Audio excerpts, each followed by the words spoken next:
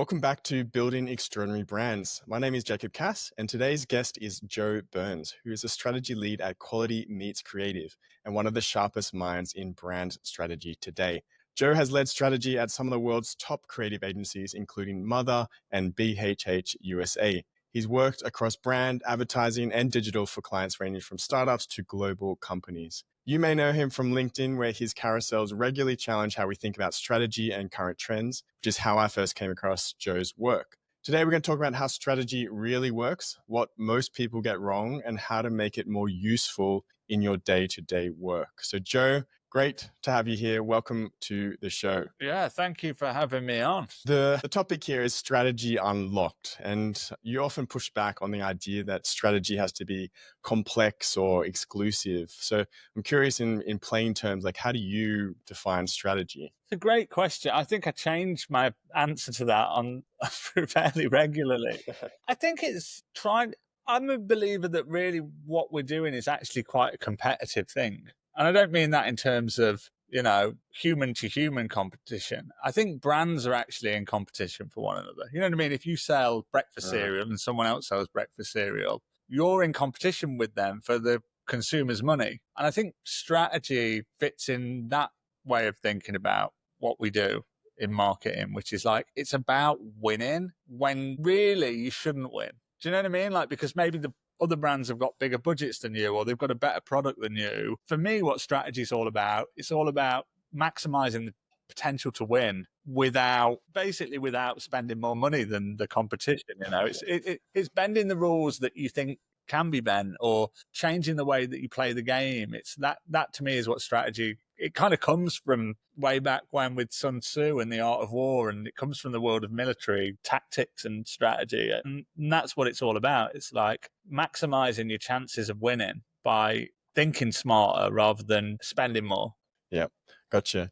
And you often talk about, frameworks and over-defined methods kind of holding teams back. Like, what's your thoughts? Like, why? Why is that the case? Yeah, and this is probably stems from that way of thinking about strategy. I'm a real believer in edge. I don't know if you're a gambler. I don't like gambling. I'm not a gambler. Neither do I. But I like the concept of edge, and it comes up in like investment world as well with like stocks and shares and stuff.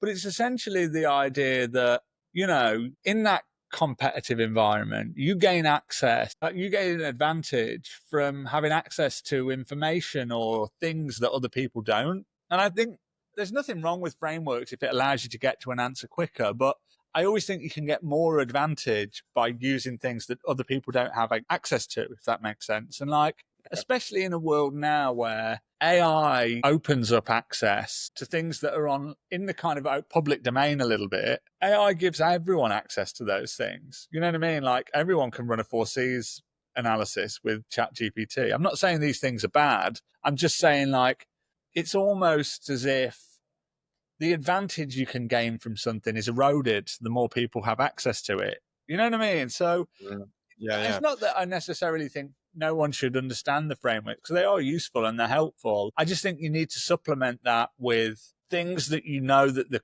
the competition can't get hold of, that other people can't use and do. So what are some examples of that? What do you mean by that? It could be your own proprietary data.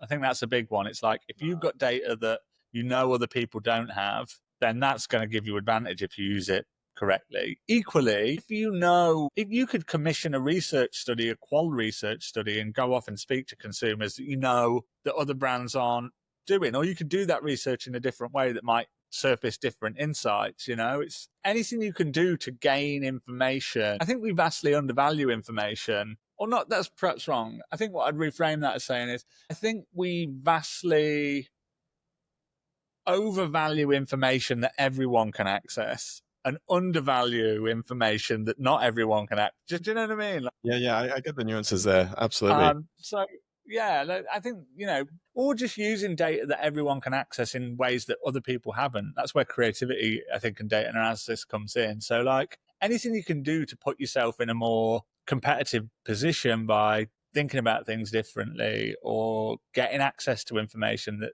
others don't have is going to give you that advantage. So playing into this advantage, how does this apply specifically to brand strategy? Well, ultimately, I think a lot of what we do is about changing consumer behavior. The most common way you do that is by giving people a message, telling consumers a thing that's going to change the way that they think about the purchase decision that they're going to make and influencing it in some way. Even if that's just a very small thing, like being more salient and top of mind to people when they're making a purchase decision. Many, many different ways you can deploy that strategic thinking by using information that you've got that other people don't, or using advantages that you can gain that other people can't. And that could be something really simple, just like a real smart, sharp consumer insight. I'm not saying this to blow my own trumpet, but we just won a Cannes Lion Grand Prix for GoDaddy B2B campaign, a Super Bowl spot we did.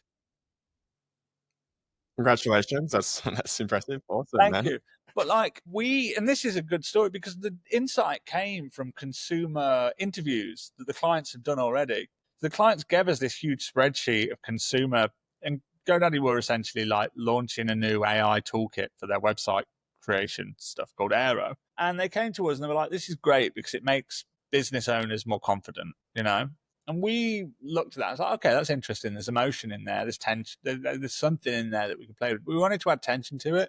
So I went and spoke to their insights person and asked if we could look at all the transcripts from the customer interviews that they'd done to talk to people who use the product and learn about what people say about it.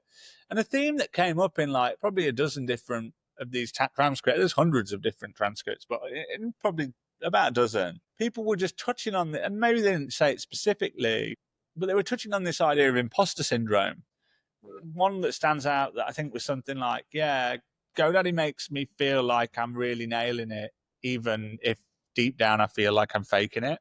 You know what I mean? And I was like, oh, that's the juicy insight. There's some information that we've got from these consumer interviews, and maybe Squarespace have got similar things, but like that to me is a great example of like hidden information that you can go, okay, now we can build a campaign about it. So we'll get a celebrity to fake it for real, and like build their own business and then launch that in real life 3 months before the Super Bowl. And then we reveal the whole thing was just to show you that the tools are so powerful you can nail it even if you feel like you're faking it, and whatnot. So like that's communication led, but we still did things like we actually made the goggle glasses business for Walton Goggins and stuff like that. But to me it's a good example of like accessing information that other people aren't looking at and using it to find something that allows you to tell a story about what this product does for you as a consumer that no one else has done, or no one else is doing. Yeah, absolutely. And it's funny, like the client had the inkling of it being about confidence, Yeah. and like imposter syndrome is so tightly tied to confidence, but it was only like when you went through the data and you could actually come to some insights yourself by analyzing it, and that elevated the work and took it further. Exactly. And it's interesting because I think there's very competent strategic thinking in modern marketing departments these days. And it's like, it's a weird one as a strategist who works in a creative agency. Your role is a little bit squeezed because client strategy is the thing that anyone can do. I'll say that about strategy. I'll say that about creative. I think like it's not like the job title makes you any better or worse at it. It's just it's something that anyone can do. And I think clients have become more sophisticated strategically, and I think they've in-housed a lot of that skill set, and it changes the role a little bit. I think for you as a strategist in an ad agency, and you need to kind of expand into different skill sets, be more understanding of what makes good fertile ground for creativity. The confidence thing is good. There's emotion there, but I think my intuition as a creative strategist is like imposter syndrome or faking it. That's richer emotionally. You know what I mean? There's something bigger to push against. So like, I think that's the kind of truffle hunting is something that maybe within marketing teams, I don't think that skill set's something that they get as much opportunity to kind of flex that muscle. Because it's not like every brief they're kind of doing something like that. So it's a good skill to have to understand like, okay, this is something that could turn into a really good creative expression. But yeah, the clients gave us the confidence thing from the get-go, so it wasn't like we built this thing from scratch strategically. Yeah, you kind of touched on something I was going to ask you about, because you have this essay on LinkedIn, like it's called Strategy Can't, and it kind of critiques the idea of you can't do strategy without X, like data analysis, empathy, or processes or timelines or good briefs or whatever. And you just said there that like anyone can do strategy, but obviously there's no nuances to that. So like, what are your thoughts on this? Well, maybe you could just elaborate on that essay, like strategy can't, and we can talk Yeah, about like that mindset. I don't think you hear that. The reason I wrote that one was just it feels like it's a unique thing from strategists who say you don't hear creatives saying like we can't come up with ideas if we don't have X, Y, Z thing.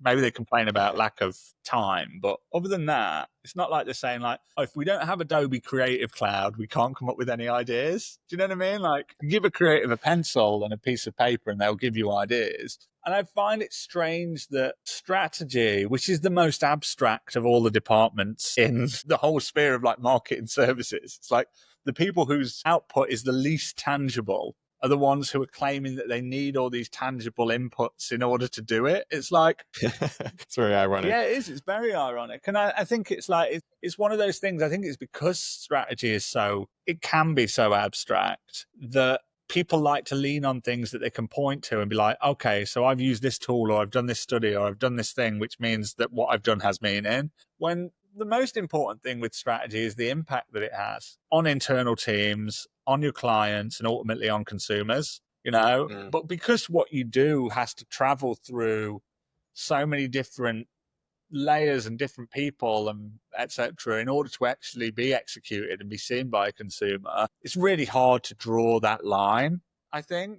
And I suppose that essay came from this idea of just like, no, we should be focusing more on the impact that we create rather than the tools we use to get there. Like, you could talk to me, we could have a conversation, we could turn this into a briefing. You could say, okay, I've got this problem, you know, what should I have for breakfast tomorrow? And like, we could develop a strategy for that. Do you know what I mean? It's like, okay, do you want protein? How much time have you got? You know what I mean? Like, yeah, you're just like kind of filtering down, making these parameters and making decisions more or less exactly, to come to an outcome. exactly. Yeah. So yeah, that was all about that. And I think it's dangerous for strategy to try and pin what it does to the operation of tools, especially at a time when I think AI is making a lot of that more, let's call it like operational technical tasks, kind of a little bit redundant in terms of a skill set. It's like I've done a broad range of different things in my career, from building econometric models to like writing scripts. Do you know what I mean? I've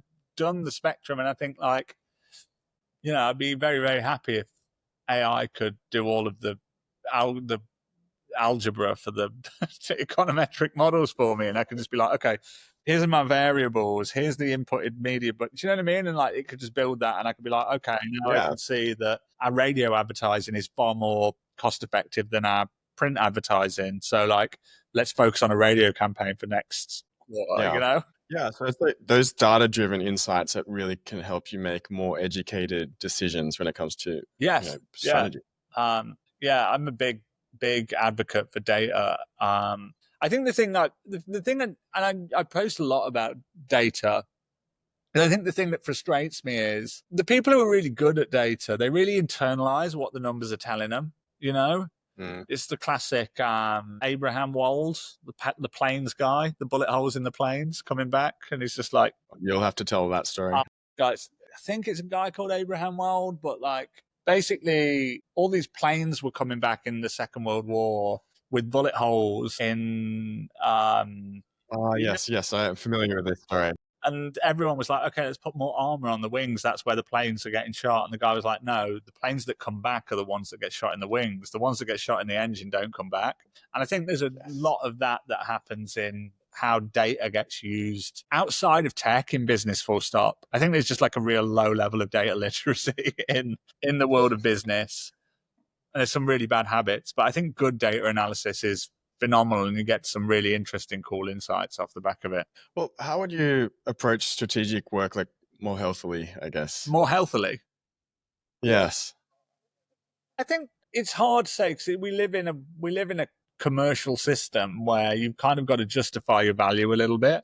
So I think there's two things there. I think one is making sure that like strategy isn't sitting in a silo. That's where I think strategy goes wrong, is sometimes it's used a bit like a back end office function. You know what I mean? It's like, okay, we need to and you get this a lot, especially like I've got a background in comms strategy, which is such a curse because what happens is people come to you with an idea, and often it's kind of a crappy idea, but they come to you with a kind of crappy idea, creatives or an account person sent by the creatives, and they're like, "Hey, we want to do this. Can you make it work and make sure it makes sense in communications?" And I'm like, well, no, not really, because you've not actually thought about who'd want to see this. Like, it's just something that you want. Do you know what I mean? And like, Not fully thought not through. fully thought through. And I think like you're being treated like a back office function, and like, okay, you can make a chart that makes this idea good, and it doesn't really work like that. You have to be there. You have to be there, not just in the room, but actively engaged in the conversation while those discussions are taking place, so you can kind of shape it. It's not like you own the creative deliverable or the client's go-to-market strategy or whatever, but like you need to be there in order to help shape it and point it in the right direction and make sure that. Another one of the things I did was called the big thing, and like the best way you can really articulate what strategy is all about in terms of how it fits into the process is it's your job to make sure the big thing stays the big thing. Like, what's the big thing we're trying to do here? It's might be trying to sell to a new audience. It's like, so then when you're in the conversations about what media channels you use, you should be there as the person who's always pushing towards like, okay, that might get more reach, but it's not talking to the people that we need to be talking to. So like, even though your metric is just reach, actually this whole campaign is about talking to cat owners in the Midwest. I don't know, I'm making it up, but like, so it doesn't really matter about the reach. It's how many of those people we reach. Or like in the creative process, it's often coming back to what the problem is that you're setting out to solve with communications or an idea. I recently did a survey of strategists and non-strategists about how they feel about strategy. And the number one thing that came back in terms of what strategy does that adds value was reframing the problem. And I think I've seen that in my career and life, which is like the thing that excites clients in pitches and creatives when you're briefing them the most is when you give them a more interesting problem to solve than the one that's written in the brief or the one that everyone thought they were, you know. No creative wants to answer a brief which is like, our problem is awareness is 10% too low. They want to answer a brief which is like, you know, I worked on a brand called Money Supermarket for years, and we just like, the problem we always said was they had the worst name in the category. And sometimes it's a silly thing like that, you know, it's like, they used to, this was like years after anyone else called it like .com, and they were insisted that they were like, we're moneysupermarket.com. It's like, no one says .com anymore. That's not a thing that, do you know what I mean? That's done. And like, that was a problem. So I think like just being curious and open-minded about the problem that you're solving. And when you really crack that and you're like, oh, this is the thing that we're actually solving for, you often then end up getting to great ideas or different work. You know, I worked on Samsung back in the UK, and they came to us with a pitch which was all about the cameras in their smartphones. And they were like, we want to talk about the cameras. And we said, you know, the thing is, it's like, the problem for you is, and this is something that I imagine every agency said, which is like, no one cares about the tech spec of the phone anymore. You know, no one really cares about the megapixels of the camera anymore. That's a dated way to think about it.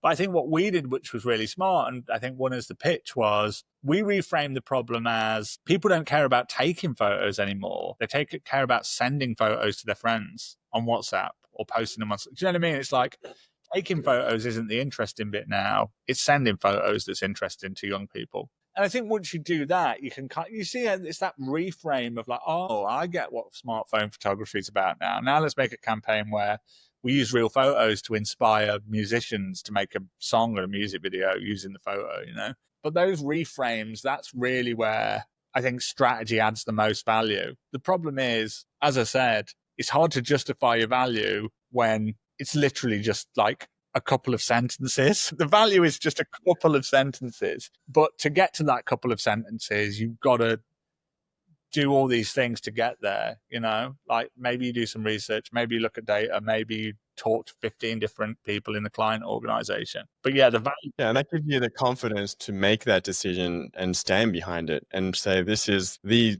direction that's going to make us win better than these other options. Yeah, and you know, you're based in Australia, right? Yeah, Sydney. Yeah, I was lived in London and worked in the UK for 15 years. I think those kind of things are easier in markets like that, smaller markets. They're not tiny markets, but like smaller markets, because your clients and businesses are used to trade-offs and making decisions. You know what I mean? Because like they don't have the budgets like they have here in the US. No, definitely not. US clients, I think up until quite recently, just aren't used to that. Do you know what I mean? They're just like, yeah, we'll just spend more money. You know what I mean? Like, what do you mean make a Yeah. choice? Just more is the answer. And like, I think it's harder to, because the muscle memory isn't there. It's not as much of it. Like the idea of like working smarter and not harder is new here still. Do you know what I mean? It's Yeah, not yeah. as baked into the business culture so much. And as a result, like those strategic decisions, like you say, it's harder to push through, because I think people have come in from a place where maybe up until like, I think in Europe, in London, certainly, like that change kind of started happening after 2008, after the financial crisis, where it's just like, okay, we need to think more smart about how we spend our money here. I don't think Okay. that shift really took off here for another 10 years afterwards, at least. And now it's becoming more prevalent. But like you say, I think it's something that the culture even needs to get used to. It needs to get used to like, well, we could do all these things, but we're not. This is where we're going to go, you know? Yeah. Well, I'm curious that quality meets creative. How do you approach strategy with clients? What's like, do you begin with research, or like, does it depend, or We cut our curious cloth of the process? accordingly, really. Like a big part of Quality Meat, the founders, Brian and Gordy, they really wanted to set up an agency that cuts the fat, hence the name Quality Meat. It's like a good butcher who only gives you the best bits and doesn't give you the giblets. That was the whole principle. So as a result, we don't try and force clients to do any big long-winded process whatsoever. It's like always built around what they need. You know, we're working with a brand at the moment where they kind of came in and we like, oh, I don't think they need strategy on this. They just need to treat us like a kind of creative production thing. So like we put the strategy out. Other brands might come to us just for strategy. So we're actually working with another brand at the minute who have got an internal creative, a very big brand. They've got an internal creative team, and we're just doing the strategy on that project to write them a better springboard for their internal teams. So, like, there's not one specific thing. I think there's an overriding principle, which is kind of a little bit related to what I was saying about having edge and having information that other people don't have. We always look for an unspoken truth. So something that rings true, but no one else is saying. Maybe because no one else knows it. Maybe because it's too provocative and no one else has dared to say it before. Maybe because it's just a brand new thing that no one's really thought about before. So we'd always look for that unspoken truth. And that could be a human truth or a truth about the product or whatever. And then the other thing we have is, which is, and this is one of the reasons I joined the agency. I just thought, oh, what a great way to think about creativity. There's a principle which is done in a smart way. Like the idea is, and I think this is fairly true today, which is just like, in order to influence a consumer's behavior, you need to be really smart in what you're telling them. But in order to grab a consumer's attention, you need to say it in a really dumb way. It's like you basically need to tell someone something that kind of works in a very clever way to influence how they behave and the choices they make. It's not attention span. It's just like the benchmark of how cut through you need to be is so high these days. And dumb stuff is pretty good at cutting through. So, like, that's another principle we have. Beyond that, I'd say, like, So what's an example? What's an example of that? Like when you're saying it has to be dumb but smart in a way. dumb in a smart way. Let me try and think of one of our campaigns that best exemplifies it. I could talk a bit about Duke Cannon. So, like, Duke Cannon's a men's grooming brand here in the States. And there was a load of research that they gave to us as part of the pitch that said modern men don't really feel rewarded as much as they used to for the hard work that they do in life. Do you know what I mean? They feel like there's less rewards for it. And we took that insight, and it's grooming, it's soap, it's shower shampoos and things like that. And we got to this platform, which is just like Duke Cannon's the soap for men who earn their clean.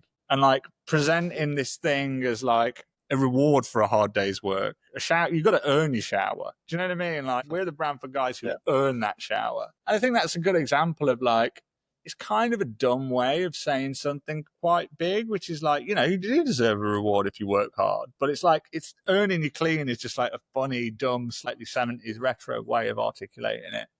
The German doner kebab stuff is insane. I didn't work on that project, but the line is like, open your mouth, mind. And like Okay. the whole idea there is like, Americans aren't really familiar with kebabs. This is crazy to me as someone who, like I said, lived in London for 15 years. Like, they kind of don't know what a kebab is. Like, they don't realize that it's like a late night snack after you've been drinking and like you stuff one in your face. So we made this crazy thing of like, encouraging people to try it and like open your mind to this new thing, kebab. But like, I think that's what it comes down to. It's like just saying something that's smart, whether that's a human insight about guys not feeling rewarded, or whether that's an insight about Americans not being familiar with the kebab as a food format, or whether it's the GoDaddy thing where it's like, business owners feel like they're faking it a lot of the time, but articulating it in a really simple, dumb way, like, yeah. Yeah, that's some really solid examples, and I do enjoy examples because it helps bridge the gap between theory and execution. Yeah. Something that came to mind is we have a beer brand here in Oz called VB, Victoria Bitter, and their phrase I've always remembered is "for a hard-earned thirst," and like that's the phrase. Whenever you finish like something like hard, like you're in the backyard gardening or whatever, it's like hard-earned thirst that comes to mind because of that phrase. It's just stuck in my mind. All right. Well, we might jump the conversation over to LinkedIn. You've been using LinkedIn as an outlet for some of your thoughts, right? Your carousels kind of combine AI with thought-provoking, a good way to put it, trend insights, if you will, and so forth. Like, what's your process for putting them together? Like, how did this come about? You're creating all these. It's a few things. I think like one part of it was, I just think like, if you look at what's happened in the world of media, and by media, I don't mean like media agency, I just mean in the media, creator economy has just grown and grown and grown and gobbled up more of that. I think it's kind of very naive to assume that the same thing won't happen to advertising and marketing.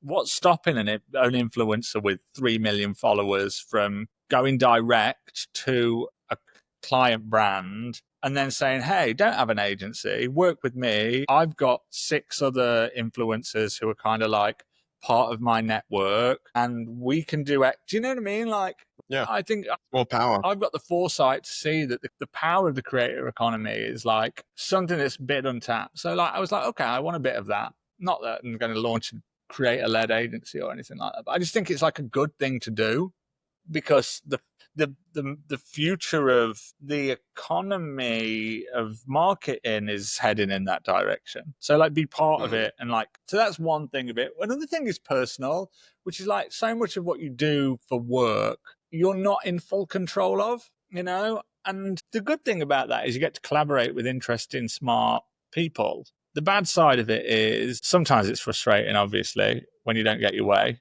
and you think you're right and you're like, I wish we did it that way. But what's nice about making your own stuff and posting it out there in kind of creator sense is you kind of have full control over it. You make this podcast. If you wanted to, you could edit this to make me look like a total moron. If you want. Oh, that'd be easy. You know what I mean? Like, and so you kind of know this, I'm sure. It's like, it is a labor of love in a way. It's like, but it's enjoyable to have something which is yours and your own. And especially as a strategist, where so much of what you do is kind of abstract and it's in service of clients and you're given their objectives and yeah. What's really nice is like, oh, I can choose the typeface and I can visualize this idea how I want. I can write it how I want. And the other great thing about that is, and this is another reason I started doing it and thing I really enjoy about it, I think this is a thing that isn't just about how I like to work. I think it's how I like to live my life, which is, I call it like maximum delta. And what I mean by that is like, I want to make the delta between potentially it's terrible and potentially it's great as big as possible, So like, whenever I'm doing something, I'm choosing to do something where I'm not really sure how well it's going to do. And like, so much of your job is about narrowing down the possibility in order to reduce uncertainty. It's really, really liberating to seek to maximize the uncertainty of how well something's going to do. And the other reason that I think that's really important, and like, as you can probably tell from the stuff that I make, I like branding things. Okay, this is the slopping, this is the hey best. You know what I mean? I like to brand Yes. ideas Yeah. and make them, easy for one thing. I've started calling it the mastery trap. And the idea is that, like, as you get better at something, you get more and more capable of hitting the bullseye every time. But the more you narrow down the potential for doing good or bad, the less able you are to learn. So you kind of trap yourself in a thing where you're brilliant, but you're not learning anymore.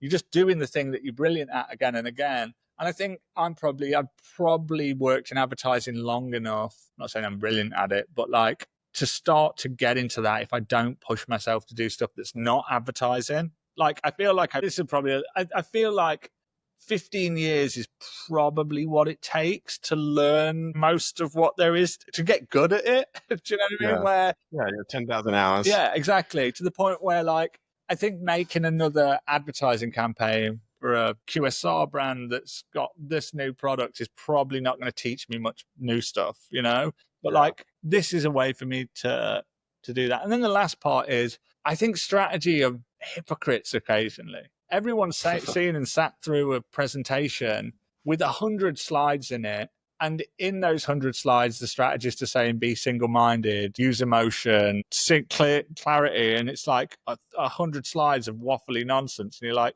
you're telling me to be emotionally impactful and single-minded, but you have not taken your own medicine here. So a big part of what I wanted to do was to show how you can apply the things that strategy argues to do to strategy itself. It was an experiment in my mind of like, oh, can I do that? Can I kind of treat strategy like strategy says you should treat ideas? Let's see. Yeah, it's like getting out of your comfort zone and like creating a passion project or side hustle where you can put your energy and explore and play, not just be confined to what you know. I think it's a big part of that as creatives, I guess. Yeah, 100%. Yeah. So you kind of talked about how strategy kind of goes wrong. What are some of the mistakes you often see strategists make? Like you mentioned, like the long decks. Like, is there anything else that comes to mind? Or I'd say that the biggest mistake that I see strategists make, you see this again, and they like to start from scratch every time. Mad. It's just mad. You know what I mean? Like a pitch will come in, and like, let's say it's a pitch for, let's use QSR because it's one of the more common categories. A pitch will come in for a QSR brand with I don't know, that wants to be perceived as healthier or more premium or something. It's like, and then the strategist will go away and they'll build a bespoke presentation for that QSR brand that wants to be. Why not just make one presentation, which is like, here's our point of view of how to win in QSR.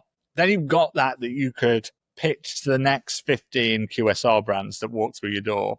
And you've done the same amount of work for an infinite value rather than just a one-off disposable thing. And not to mention, I think there's a psychological benefit of that as well for you as an agency, which is it changes the relationship from, hi client, we're here to service you as an individual, to we are experts in this thing, you're paying for our expertise. And like, I think that's where I'd say the number one problem for strategy, or the trap that they fall into, is, in my opinion, that it's like they orientate themselves as like bespoke service product rather than expertise product. Do you know what I mean? That's like, yeah, so it's more of like a flexible approach, like a stripped back approach. So you reuse things to position yourself as the expert, but then adjust the following steps to tailor to their problem. Exactly. And just, a lot of what we're doing is talking, and like, even if that's just to start a discussion, but like, here's my point of view as a strategist on, I'm trying to think of one that I've got that's maybe contradictory or punchy, but like consideration, right? That's one that comes up a lot. You'll get brands that come to you and say, hey, we've got a problem with consideration. Can you help us change that? And I've got a punchy point of view on consideration, which is that consideration is about not being discounted from the choice list. It's not about being chosen. You can't convince someone to get on it.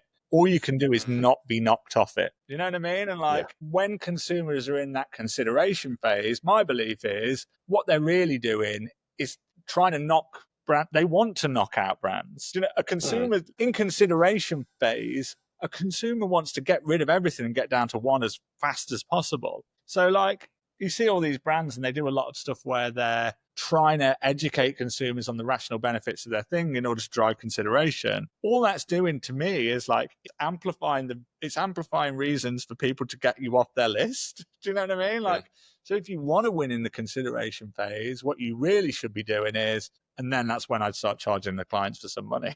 Yeah. I'd be like, if you want to win, what you really need to do is this. And then that's where you write the check.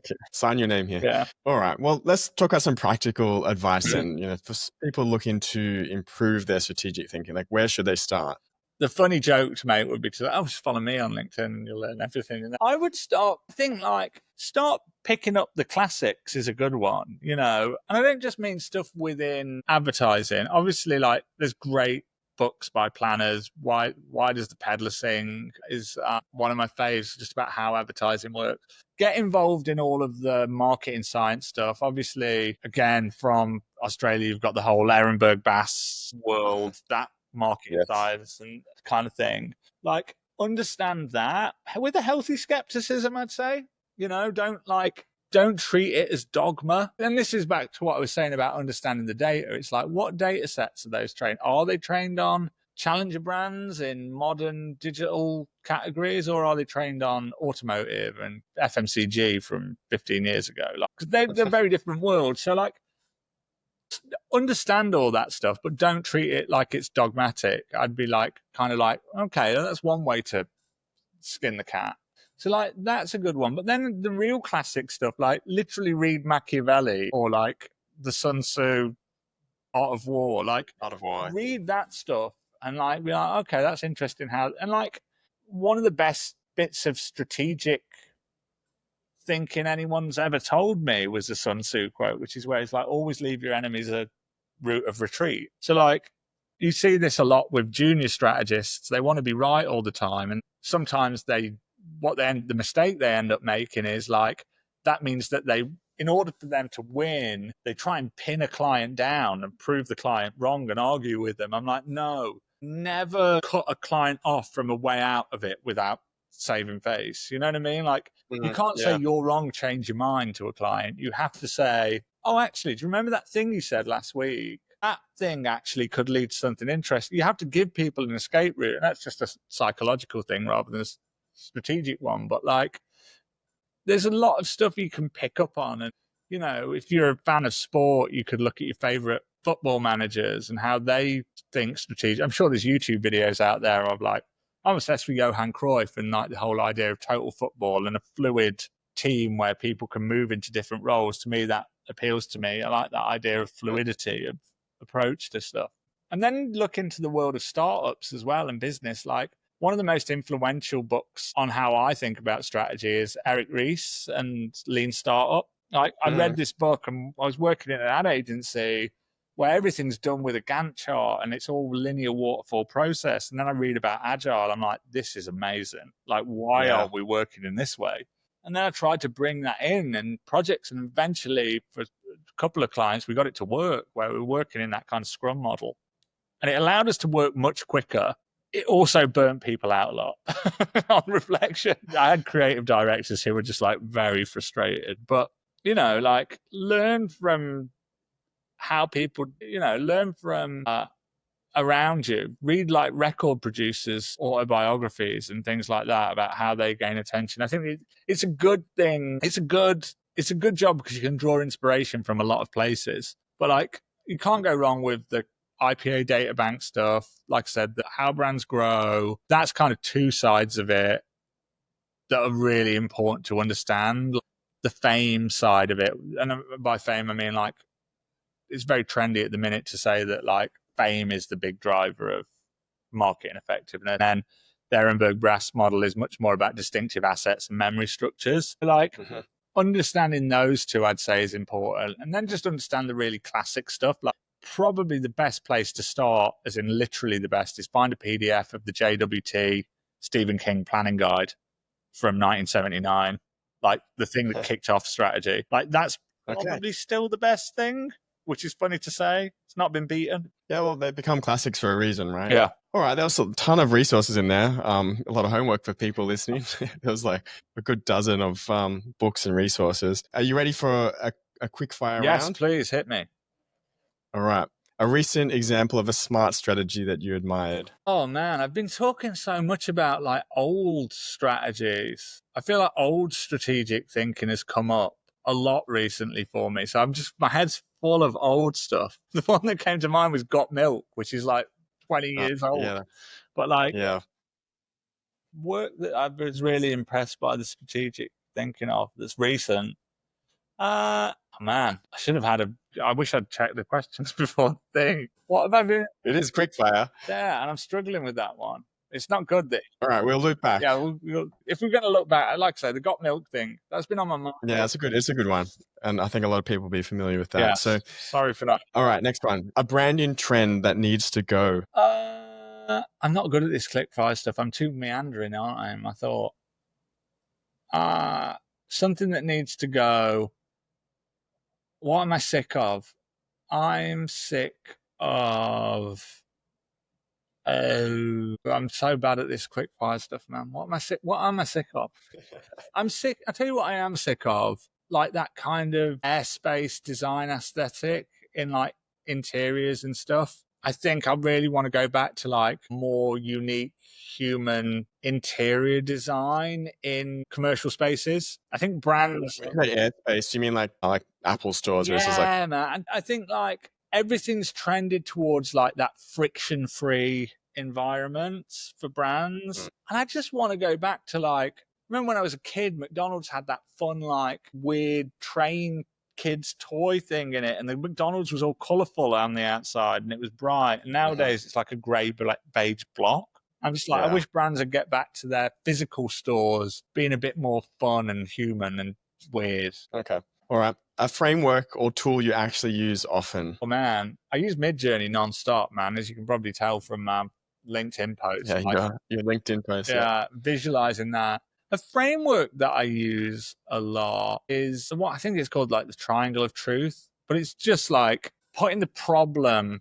This is the framework I use most is like put the problem in the middle and then work out different ways to try and solve it. I know that's not much of a framework, but just like really define the problem. I like 5 whys, like that can be fun. But yeah, the triangle of truth or whatever it's called, where you put the problem in the middle and then around the edge of it, you write the things that prevent you from solving the problem and then try and flip them on their heads to get to different solutions. So that's the one I use the most.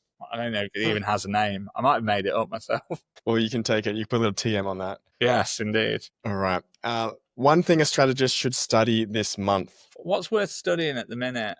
I'm not very good at these quickfire things. What should a strategist be looking at right now? I think there's really interesting stuff going on in food. I think food's one of the most interesting categories at the minute. Everyone's talking about AI all the time, but like food and functional food, I just think there's really interesting things happening. And I think if you look at the trends around and the cost of living, it's kind of going to put a renewed focus on like getting the most value for money on what you eat, whether that's in terms of nutrition or flavor or experience. I just think like immerse yourself in what's going on in food right now. There's, I don't know if you've seen these David bars, that fascinates me. And like, there just seems to be interesting things happening in food at the minute. Yeah, there's a lot of innovation that happens because there's so much choice, especially in the States. There's like aisles of choice. Yeah. It's ridiculous. And just to have a new experience, a new flavor, a new packaging, just different ways to stand out. Like there's always innovation there. So Yeah.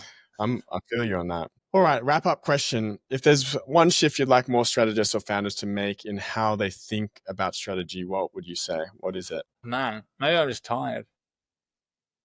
I've asked a lot of questions. No.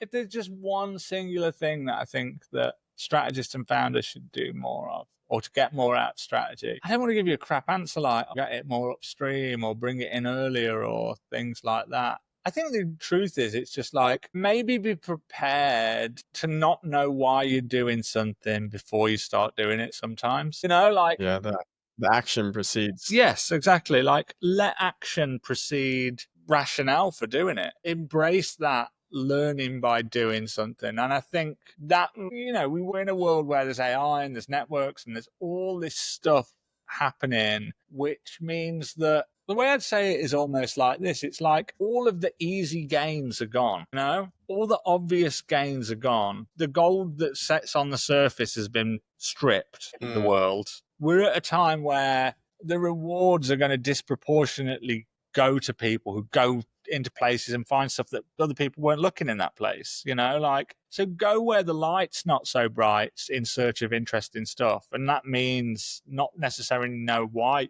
Like, the fact that no one else is looking there is a good enough reason to look there, no matter what you're trying to do. You know what I mean? Like, it's a blue ocean, hey? yeah, exactly. So like that would be my one thing. I wish people would be more open to exploration without. Well, it takes courage and bold. Like, you have to be bold to Yeah. go out there and differentiate and innovate and to find that spot. Yeah. That's why I know it's not always easy. Yeah. Something that came to mind was Mr. Beast and Feastables, his little chocolate bar, because we were talking about food, and he's someone that actually experimented, right? He launched it, it failed, it was just perceived badly, it didn't taste great, but he didn't just end it and just like call it quits. He's constantly improved, and he's listened to his audience, and he's done a round 2 and then listened again, and he's gone to round 3, and he went through the motions of learning on the go.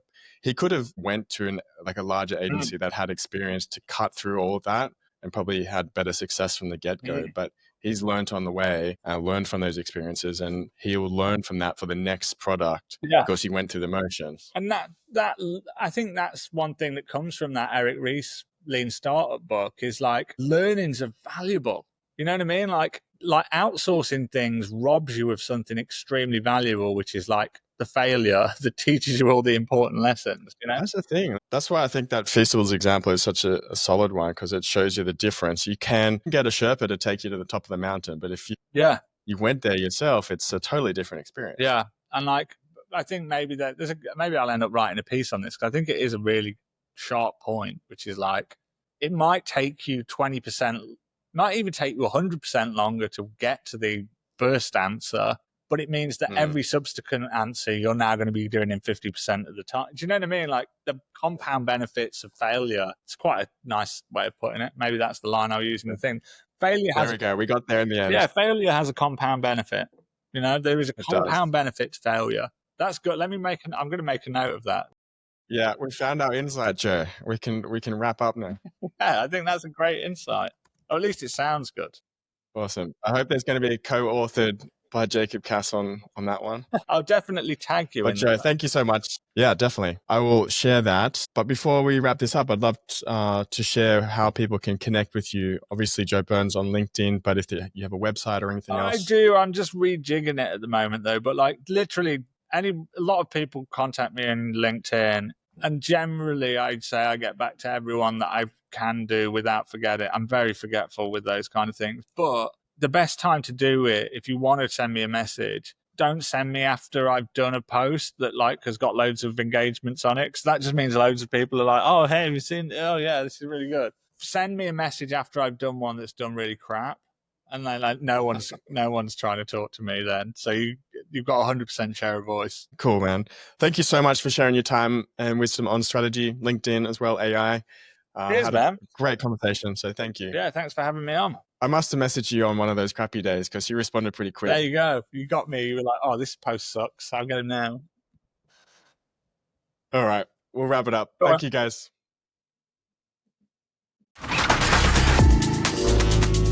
Building extraordinary brands.